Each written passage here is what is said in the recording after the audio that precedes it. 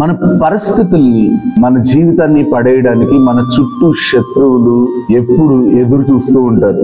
మనం పడిపోతే చూద్దామని, మనం బాధపడితే ఆనందిద్దామని మన చుట్టూ శత్రువులు ఎదురు చూస్తూ ఉంటారు. శత్రువులు అంటే మనం అనుకున్నట్టు మనుషులు కాదు. మన శత్రువులు మన అలవాట్లే, మన శత్రువులు మన కోపమే, మన శత్రువు మన దురాశ. ఎందుకంటే మన కోపం ఎప్పుడు మనం పడిపోవాలని ఎదురు చూస్తూ ఉంటది. మన దురాశ మన జీవితాన్ని పాపం వైపుకు లాక్కుని తీసుకెళ్లిపోతా ఉంటది. కానీ వాటన్నిటిని ఎలా ఎదుర్కోవాలి? చాలా మంది పాపం చేయకుండా ఉండడానికి ప్రయత్నం చేస్తా ఉంటారు, పడకుండా ఉండడానికి ప్రయత్నం చేస్తా ఉంటారు. మరి భయంకరమైన వ్యసనాల నుంచి దూరంగా ఉండడానికి ప్రయత్నం చేస్తా ఉంటారు.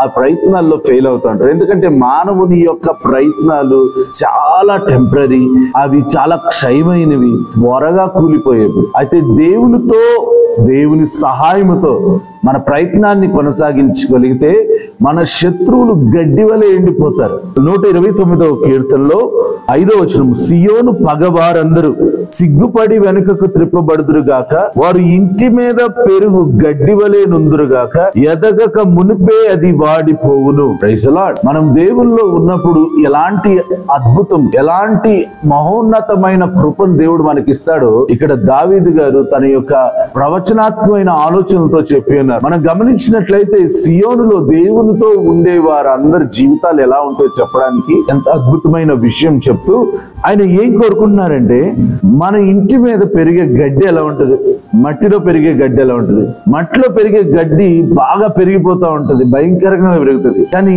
ఏ మట్టి లేని చోట పెరిగే గడ్డి ఎంతసేపు ఉంటది, అది ఎండిపోతుంది. అలాగే నీ జీవితంలో వచ్చే శ్రమలు గాని, లేకపోతే నీ వ్యసనాలు కానీ, నువ్వు చేయకూడదు అనుకుంటున్న పాపం గాని, అది గడ్డి వలె, అది కూడా ఇంటి మీద పెరిగే గడ్డిని పోలి ఉండును గాక అని దావీదు గారు రాస్తున్నాడు. ఆ గడ్డి ఎలాగైతే ఎదిగి ఎండిపోతుందో, బైబిల్లో సర్వ శరీరులు గడ్డిని పోలి ఉన్నారని రాయబడి ఉన్నది. ఎలాగైతే గడ్డి ఎండిపోతుందో, నీ సమస్యలు, నీ శత్రువులు, నిన్ను పడేయాలని చూసే ప్రతి దురాశను, కోపమును ఎండిపోవును గాక అని దైవ సేవకునిగా నేను కోరుకుంటున్నాను. నీ ఎదుగుదలను ఆపుతున్న ప్రతి సమస్య గడ్డి వలె ఎండిపోవును గాక. God bless you.